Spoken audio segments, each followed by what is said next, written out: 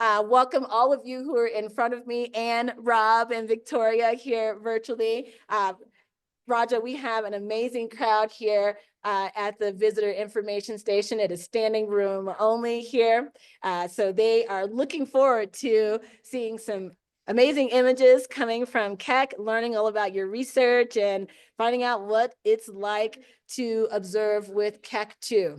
And so with that, I'll turn it over to you since we're already about 4 minutes in. Raja.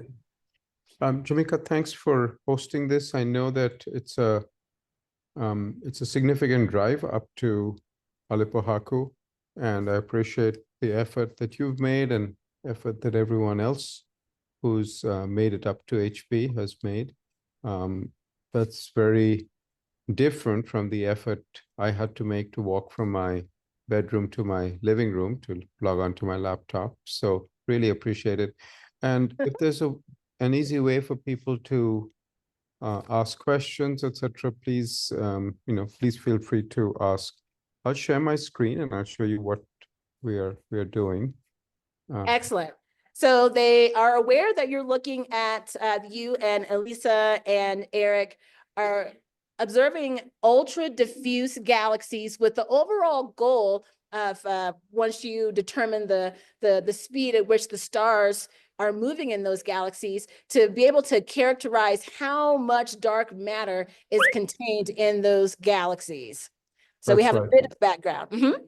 That's right. And I'm going to restart my screen share actually, because I always forget to share it with sound and to optimize it for video. So let me, now you should be able to hear all the telescope sounds. So there are 4 screens that I'm going to take you through. This is the first one. We are, this thing that looks like the edge of a planet is not that at all.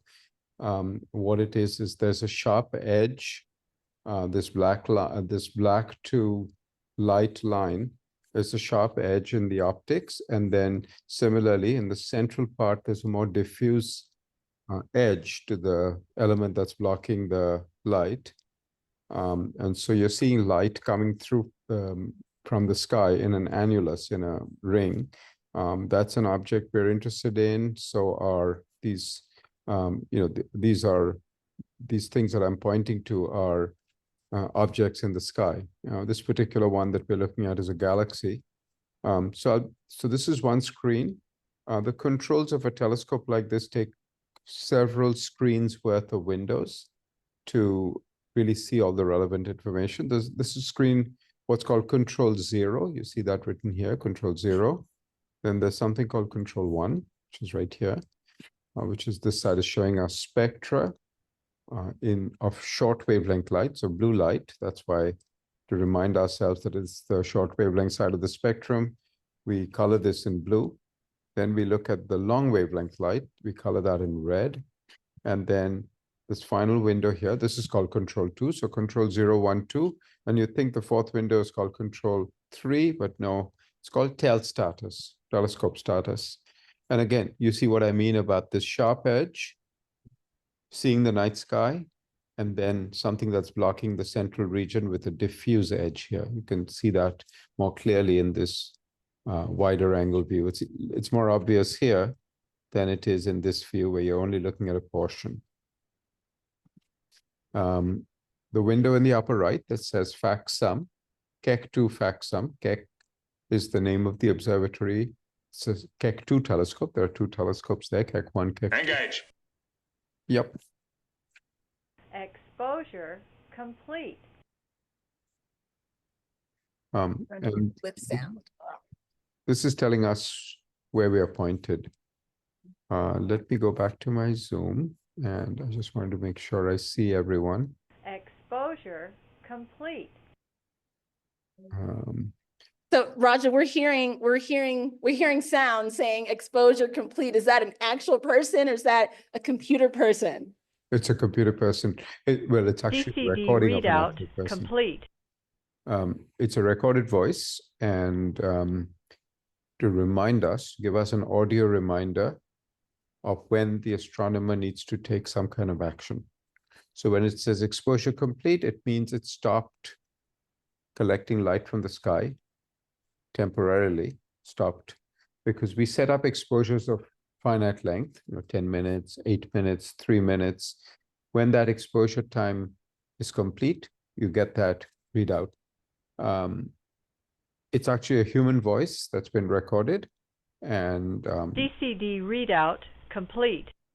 that human person doesn't have to stay up all night year after year, but so they recorded a few key phrases and we play them Exposure at complete. at appropriate times. Exposure complete, CCD readout complete. So that's Yeah. what you're hearing. Awesome. Thank you, Raja. Sure. Let's see. How many people are with you at the Viz? I will count while you talk for a minute. No problem. No problem. Just an approximate number is fine.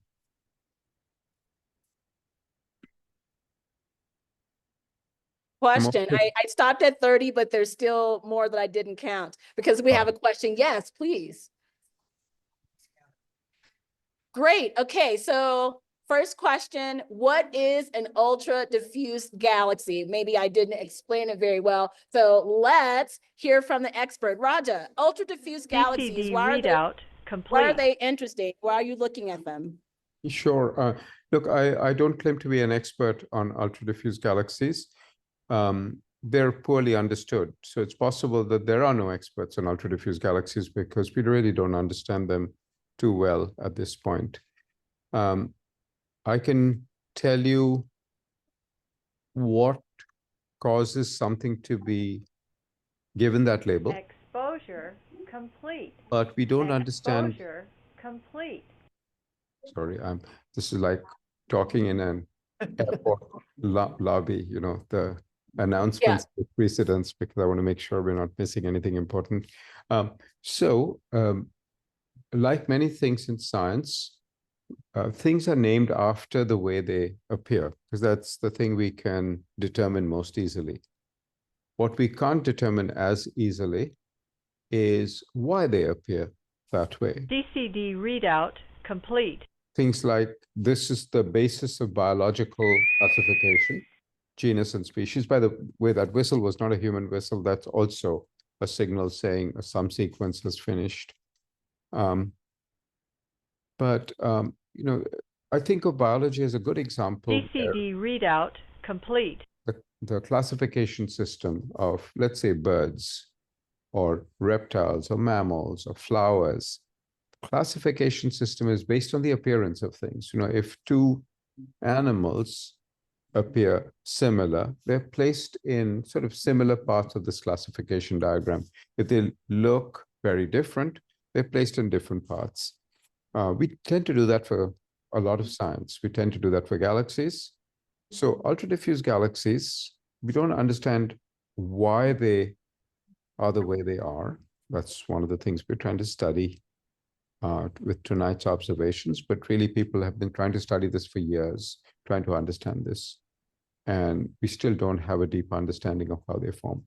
But the way something gets labeled an ultra-diffuse galaxy is if it has a very low number of stars per unit volume.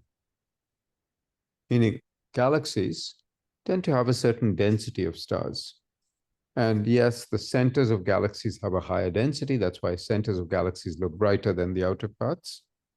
But in an ultra-diffuse galaxy, the overall number of stars is very low, even though they occupy, the collection of stars occupies a large region of space. So imagine taking a galaxy like the Milky Way and somehow shutting off 99 out of every 100 stars randomly. You would have an ultra-diffuse galaxy. So, Okay. Oh, sorry. Let me pause right there. Did that answer your question? Excellent. Oh, no. I was just chatting with everyone as they were waiting for me to get started. So you didn't miss anything. You're brilliant. Perfect. Thank you. Any other questions right now or comments? All right. So Raja, can you tell us what we're seeing on the screen here? So the night sky is still getting darker. I don't know if when you look out into the night sky there at HP, the sky probably already looks quite dark. Yeah, it looks dark here at the visitor station. Yeah. But I'm going to go to a particular screen that's different from this. That's one I go to for checking something like this. So let me go there. Let's see. I need a browser window for this. So let me, my email is not a good thing to look at, but let's see. Let me look at, let me just go to a new tab here. I have plenty of tabs, as you can see. I'm going to look at something called the Keck ephemeris page, which is something that is really an important page for planning observations. So I'm not going to go to 2011 to 2020. We're done with that decade. We're in this decade now. And I'm going to go to 2025, and I'm going to go to the month of May. And I'm going to look at 18-degree twilight, or 12 or 18, doesn't matter. Okay. So tonight's Tuesday, May 20th. So I'm going to highlight this row. You can see that it is 8:14 in Hawaii, right? 8:15 now in Hawaii. The sun set at 7:03. At 7:44, 1944 to 7:44 p.m., the sun was 12 degrees below the horizon. That's why it says 12 over here, 12 degrees below the horizon. Can you make your screen larger for us to see, Raja? Yeah, is that better? Much better. Thank you. Yes. Okay, so we're still looking at May 20th. I just want to scroll up to see sunset. Yeah, okay. Sunset was at 7:03, and you can see that as we get deeper into the summer, from the beginning of May to late May, sunset gets later and later. It was at 6:55 on the 1st of May, but here we are on the 20th of May, we're at 7:03. So it's advanced by 8 minutes. That's sunset. That's when the sun is exactly at the horizon. This is the time at which the sun is 12 degrees below the horizon. This is a useful marker for astronomers. When the sun is 12 degrees below the horizon, there's still some light in the sky, sunlight, scattered sunlight in the sky. It's not completely dark, but once the sun is more than about 18 degrees below the horizon, things are considered quite dark. It doesn't darken much more beyond that point. That is, the sun's light is truly and well hidden from an astronomer's view once it's at 18-degree twilight. We've just crossed that point 3.5 minutes ago. So we are just, so the object, I bring this up because the object we were looking at earlier, right here, this object was not our primary science target for the night. It's not another diffuse galaxy, but it's something we were observing before the sky got completely dark, because our primary object, the ultra-diffuse galaxy that we're observing from now on, literally from 3 minutes ago, that one requires the skies to be completely dark. So while we were waiting for the skies to darken, we were looking at a different class of galaxies, also in the Virgo cluster, also 50 million light years away. But they're extreme in exactly the opposite sense. They have as many stars as the Milky Way, but they're much more compact in configuration. That means they have a very high density of stars. They're called ultra-compact galaxies as opposed to ultra-diffuse galaxies. So these are opposite ends of being outliers. Both of these galaxies are outliers. They're not normal, but one is not normal in one direction. The other is not normal in the opposite direction. One is much more compact than normal, and one is much more diffuse than normal. Okay. So that target you're no longer looking at, and you're now on your primary science target. Correct. So if I go to this screen here, this shows us a slightly wider angle view. This is a snapshot. What you saw here is a snapshot of the galaxy we were on a few minutes ago, until a few minutes ago. When we go, yeah, and so soon, this image will switch to a different exposure complete. So exposure complete. We're going to read out Yes. something. All right, let's see if we can refresh and get some raw images here. Yeah, so this blue side will read out a spectrum. You can see that the exposure is still in progress here. It's only 32% complete. It's now 33. So the exposure complete reading came from the red side. It finished one exposure. It's reading it out, and this will refresh as soon as the readout gets to 100%. DCD readout complete. Okay, so there's a lot of interesting information on this screen. So we have the red spectra that just came in, but before we do that, can you tell us about what we're seeing in the exposure control, twilight flats, biases, darks? Why is that important? What is it and why is it important? Sure, of course. Let me start with the top, which is science exposure. That tells you that we're looking at something that's of scientific value. Everything else here, twilight flat, bias, dark, these are measurements we make to calibrate the instrument, and in some cases to calibrate the Earth's atmosphere that we happen to look through. This is a general fact that goes beyond astronomy. You design an experiment to measure something of interest. In this case, we're studying ultra-diffuse galaxies 50 million light years away. When you try to make such a measurement, it's never as squeaky clean as you want it to be. The measurement you make is not just of that galaxy, of that ultra-diffuse galaxy that's 50 million light years away. You're also getting some light from the Earth's atmosphere. You're also getting some effects from the instrument, in this case, the spectrograph that is trying to make these measurements. So disentangling the effects of the equipment and other extraneous meaning not of scientific interest things is a common feature of experimental science. In particle physics, this is often referred to as the background. Other things that are hitting the detector, things that are not of scientific interest. And so one has to calibrate these things, understand them, just in order to be able to eliminate them without throwing the baby out with the bathwater. Right, definitely.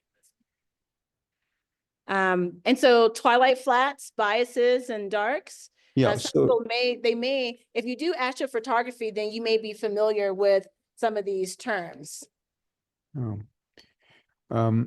In the case of a twilight flat, you wait to observe it when the night sky is still quite bright. You have sunlight in the sky. So the twilight sky presents us with a light screen, basically with a glowing sky that's glowing more or less uniformly. So one can take a quick exposure and ask, what does a uniformly lit screen look like to the instrument?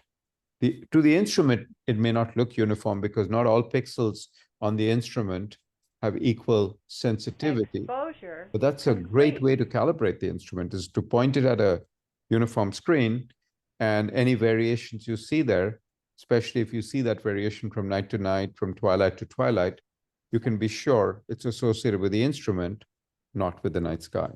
And so that's a great way to calibrate the instrument, calibrate variations in sensitivity from pixel to pixel of the instrument. Bias has to do with reading the voltage level of the CCD electron. DCD readout complete. Darks are literally that. You close the shutter and you take an exposure, so you're not letting in any light, but the electronics themselves generate charge, and so you calibrate that out. So thank you so much, Raja. Now we have some spectra that's come in on the red channel. Tell us about that.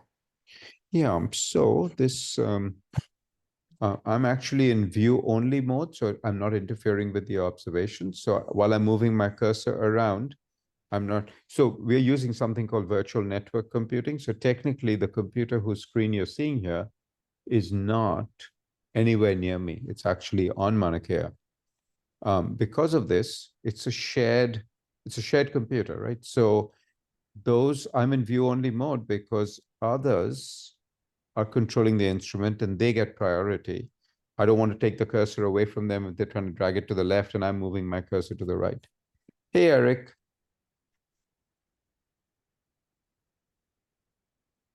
I see Eric has just joined. Okay. Hi, Eric. Welcome. And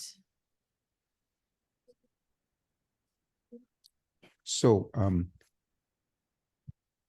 these vertical lines that you're seeing here are a great example of this thing I was just talking about, which is you have to disentangle the Earth's atmosphere from the instrument signatures, atmospheric signatures, before we can study the astrophysics, the astrophysically interesting object.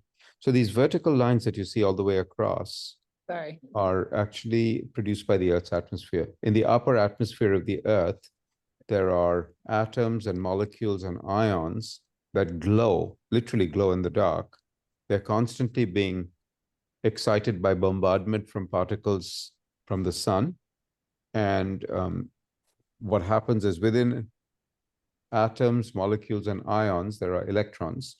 Those electrons get bumped up by these collisions to high energy levels. And as they cascade down, they produce emission lines at specific wavelengths. So this thing that looks like a barcode in a grocery store is the barcode of the Earth's atmosphere. It produces this glow pretty much the same night to night. There are certain lines that come and go because of, various changes in conditions in the upper atmosphere, changes in chemistry of the upper atmosphere. But most of these lines are repeatable from night to night and from hour to hour. Exposure complete. so let me pause. Are there any questions about the spectra or anything he was talking about earlier, the darks, biases, twilight flats, or even the VNC, the virtual network computing, which is how we can actually see the screen? Questions? Yes. That's right. So the question is a clarification question, Roger. So this spectra that we're seeing in the red channel, is this only from the Earth's atmosphere? No, it's a combination of the Earth's atmosphere and the galaxy in Virgo. But I don't remember exactly. No, I take that back. What we're doing in this experiment is we're pointing at the galaxy, then we're pointing readout off complete. the galaxy so that we can subtract one from the other. This is an off the galaxy readout complete.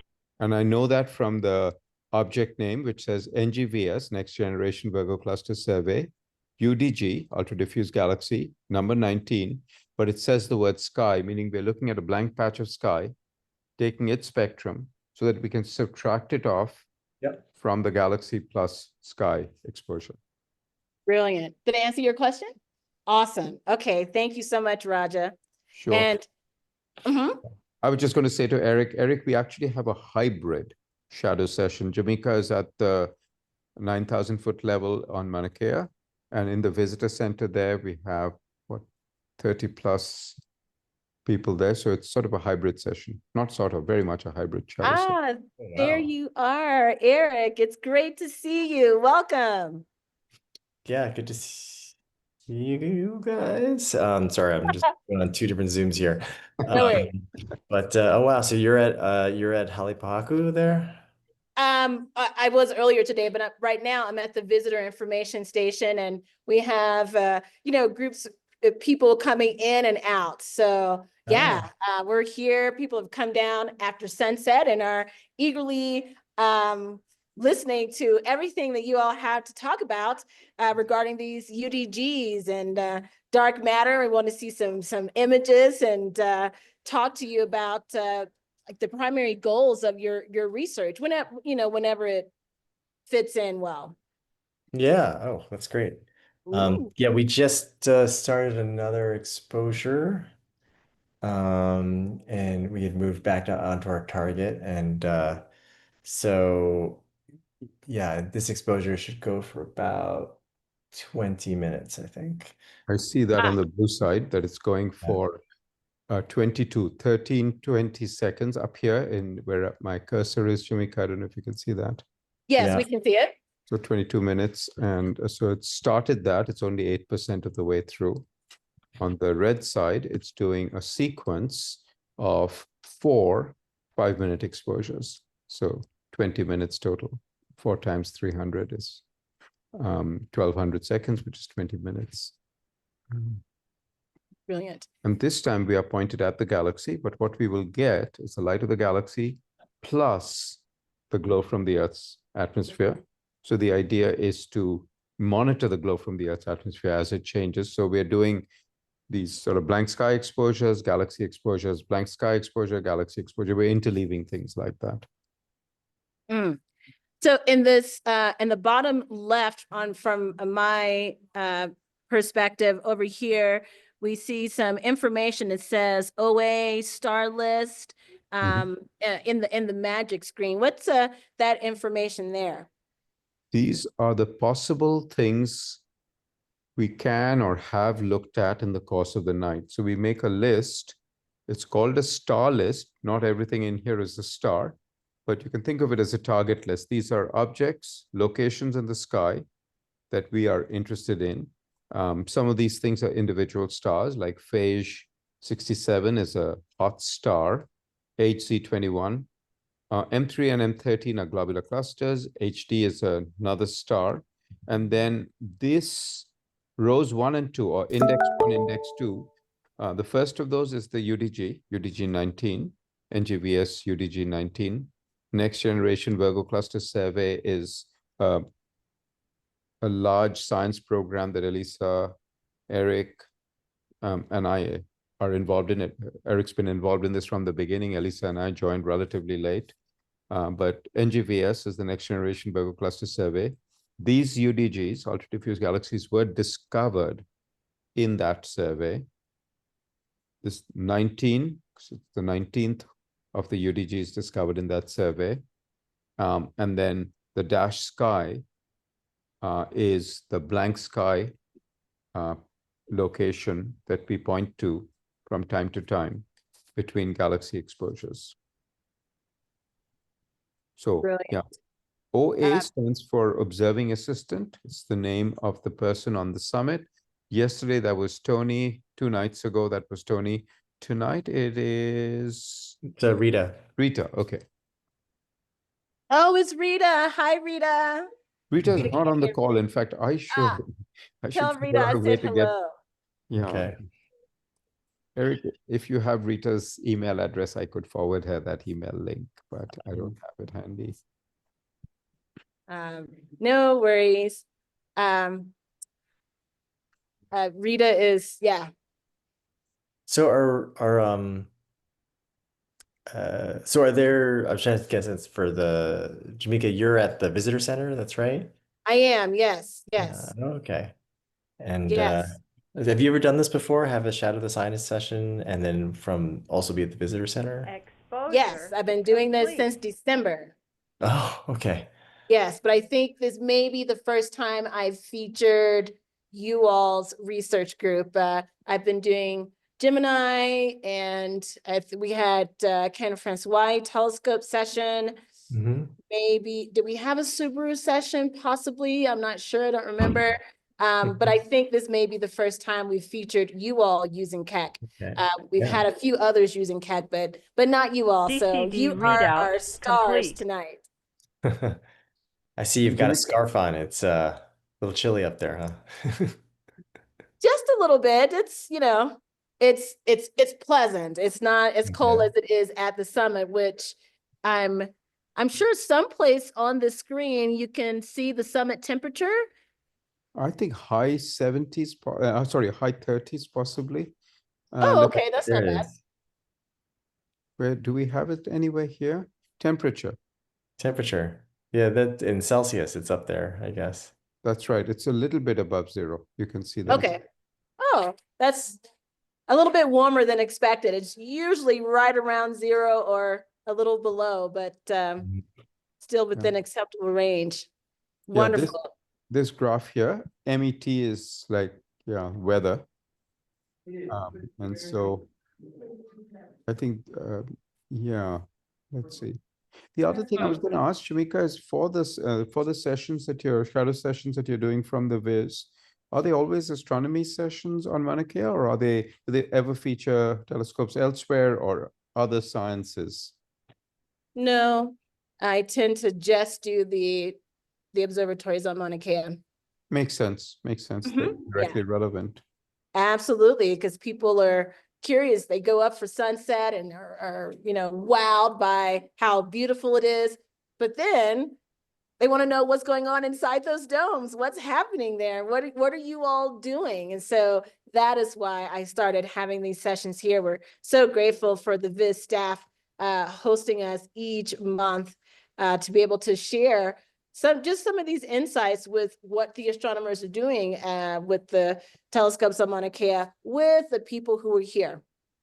Is there a big screen onto which this is being projected or is there a screen onto which your laptop is being projected at the Viz?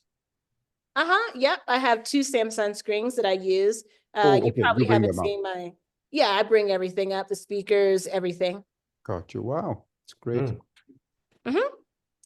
Yeah, so now the Viz closes at 9, so we're going to wrap up here in about 11 minutes because it takes me about half an hour to break everything down, put it away, and get it loaded in the vehicle so that they can leave on time. So in these last 10 minutes, Eric, Raja, would it be possible to maybe see some images of UDGs that some actual non-raw images? I actually have some, Eric, this is the NGVS display. Oh yeah, you should go ahead because we're not going to have anything that we're taking with KCWI that anyone can see anything in. Right. Okay. So, I'm going to let's see if I can bring that up easily. Please bear with me. I'm going to try. Thank you. do you have I mean, you could point out Sung Soon's paper. I don't know if you have Sung Soon's paper, but May not. Let me just see. I'm pretty sure I have this in one of my tabs.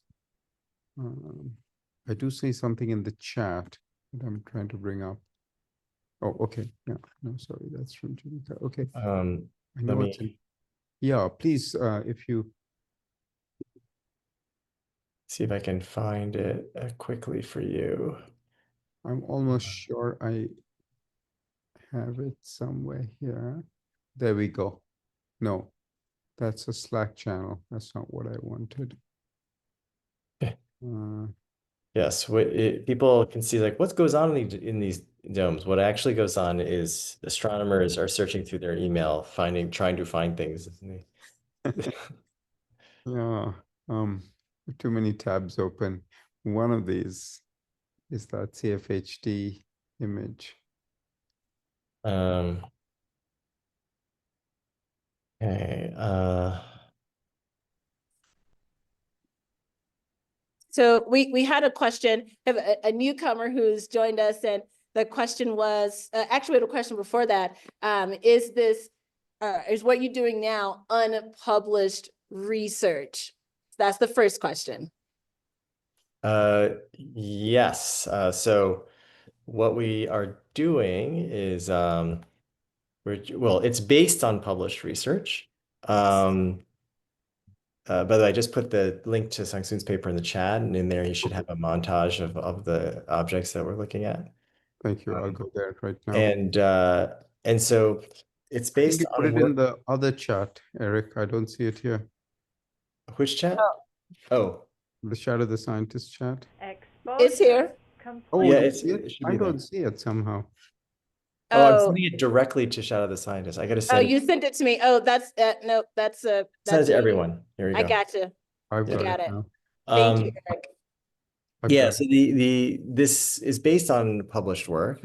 Elisa had led a paper looking at some of these ultra-diffuse galaxies, and trying to measure the dark matter content using the motions of globular clusters, CCD which are star readout clusters, complete.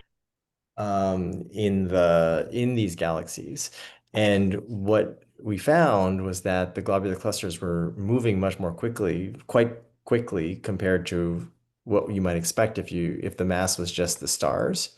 And so Yeah, um, so what we're trying to do is verify that using the stars themselves, measuring the motions of the stars. But as you can see in this image here, this is just these are the ultra diffuse galaxies that Sung-Soon Lim, a collaborator of ours who's also on the call, uh, discovered using the NGVS data. And we are currently looking at UDG 19, which is that one that's being circled.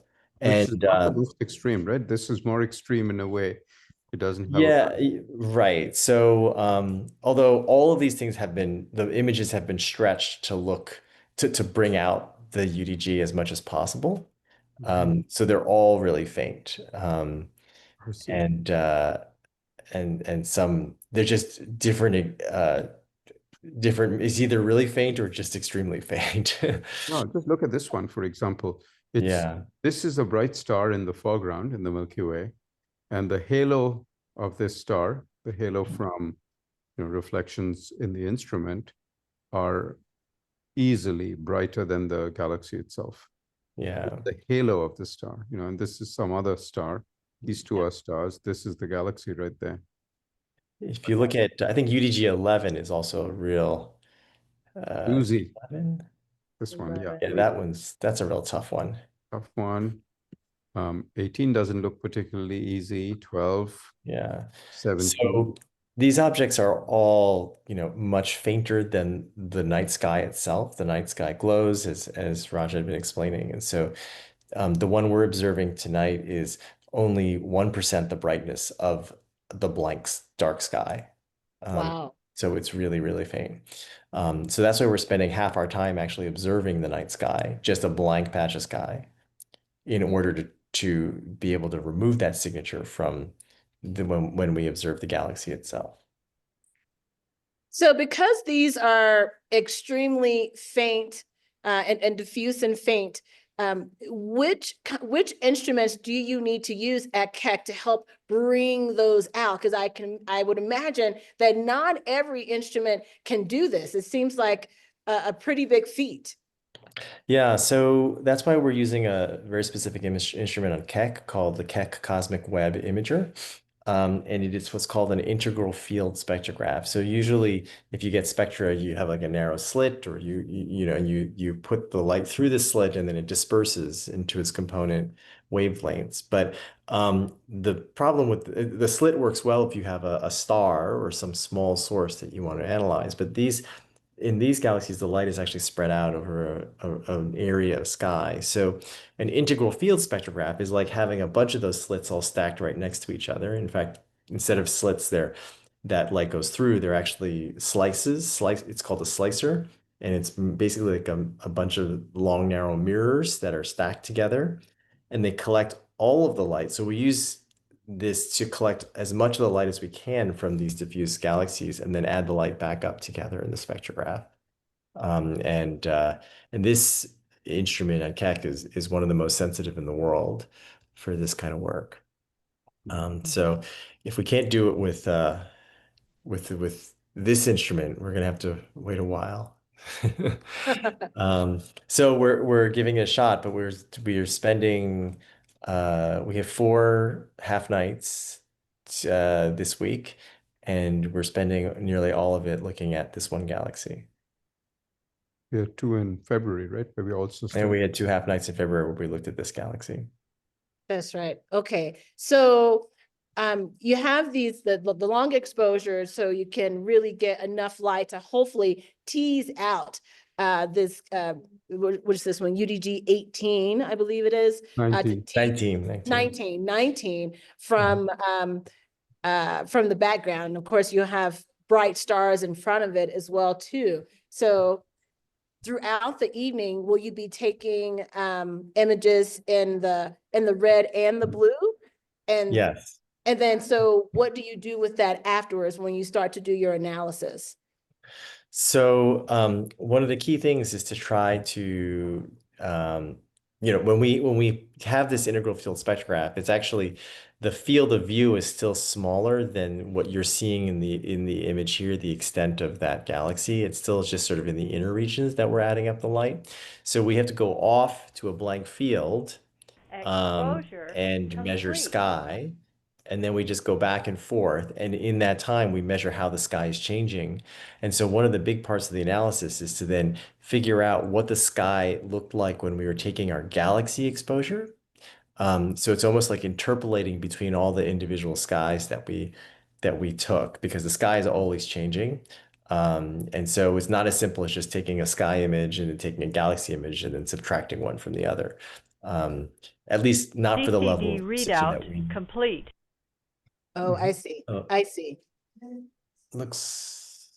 Okay, we just finished our second of 3 exposures, or fourth, Ooh, third of 4 exposures, I think, in the red. So Right. we're 3/4 of the way through this sequence. is there a new spectra that we can see before we wrap up here in the next few Yeah, minutes? I think on the red side, you can probably see another readout here, all the cosmic rays and all the skylines. And somewhere in there should be the light from the galaxy. You imagine we'd have to get rid of all the cosmic rays. We have to subtract all those skylines and then hopefully be left with the signature of the galaxy. And not in this exposure, because this is a sky exposure. Ah, This is. This says object sky up here. it does say sky, yeah. Let me move over we're and change on- the name. and we Here we are- go.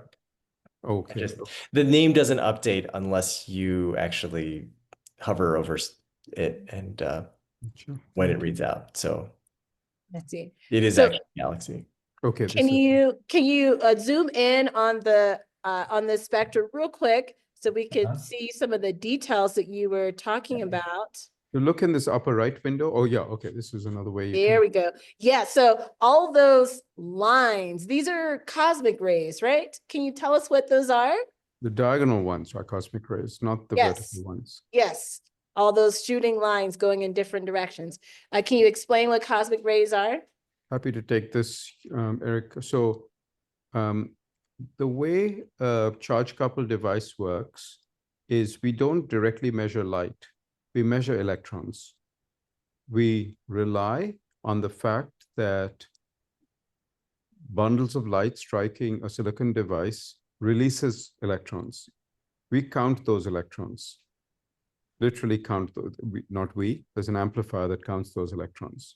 Now, light is not the only thing that can release electrons. High energy particles that can strike anything, that can and do strike anything, including the silicon device during the, 300-second, 5-minute exposure.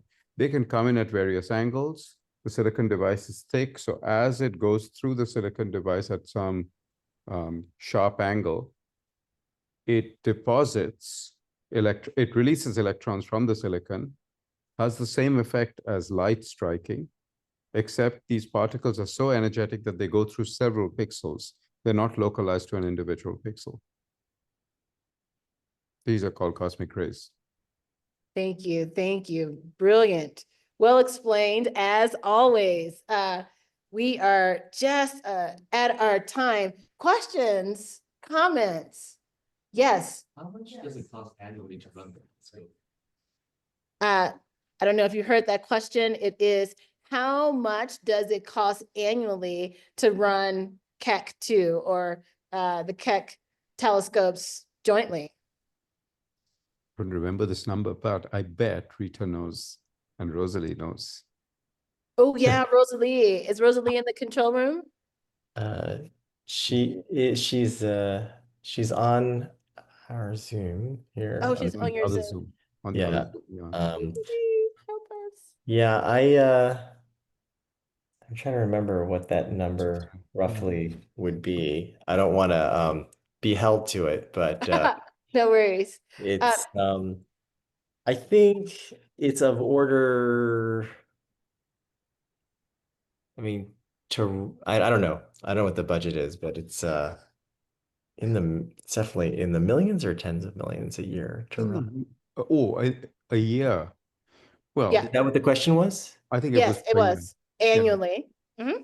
Yeah, Mhm. I seem to Uh, remember a number per night, which is already Oh, a high number. that's helpful. Yeah. But I don't remember. I remember being Ah, hearing a number per night, which was already a high number. Um, I um, I I bet think, I Lisa mean, would know. I'm going, yeah, I don't know. I could venture a guess, but it wouldn't be a very informed guess. So I'm just going to say that it costs a fair amount of money to run these telescopes because they're precision instruments, and there are a lot of very highly skilled people who Right. we very much appreciate, and who keep the thing working Exposure in top complete. condition at all times. So um, yeah, they're One can do this for the Hubble Space Telescope or James Webb, and Mhm. really one has to take two things into account. You take how much it costs to build the thing, and then how much it costs to run it. Exposure complete. And then you divide that by the number of years that the observatory operates. All So right. over the lifetime of the observatory, how much money was spent on all the staff, salaries, benefits, building. So we're sorry, Yeah. we're finished our exposure, and we are going to be moving off onto the sky position. So we're reading out on the blue side. If you want to go to Go to the blue. control 1. Sure, I'm on that. CCD readout complete. Okay, so we should have a CCD new, readout complete. yeah. You could see it read Okay. out, it changed a little bit. I thought, I don't know if it's my imagination, but it looks like the sky got a little darker. Guy. Right. Okay, we are back on sky position okay. So 50. you will be continuing this observation of UDG 19 for the rest of the evening, for the rest of your That's- time? That's right, for the rest of the first half of the night until about a little after midnight. At that point, we hand over to another team. Actually, we hand over to a team led by Andrea Ghez. Oh, Andrea Gass? Yeah. I'm so sorry. I got way too excited about that. Oh my gosh. I first met her here or at HP like 5 years ago. She's won the Nobel Prize in Physics for what was it? For The finding central, Sagittarius A star. yeah, the Yeah. central black hole in the Milky Way. Mhm. Yes. So Wow. yeah, so her team is observing. We'll a little after midnight we hand over the telescope to them. So and they'll be using the laser system to do adaptive optics. What institution is Andrea affiliated with? UCLA. Ah, UCLA. Okay, wonderful. And just for those of you here, Andrea Guest graduated from Hilo High School, right here.